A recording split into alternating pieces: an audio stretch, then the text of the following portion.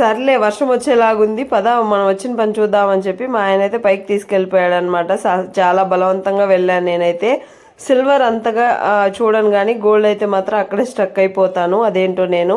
So నాలాగా మీలో ఎంతమంది ఉన్నారో కామెంట్ సెక్షన్లో కామెంట్ చేయండి. సో ఇక్కడ అమ్మవారి విగ్రహాలు భలే ఉన్నాయి.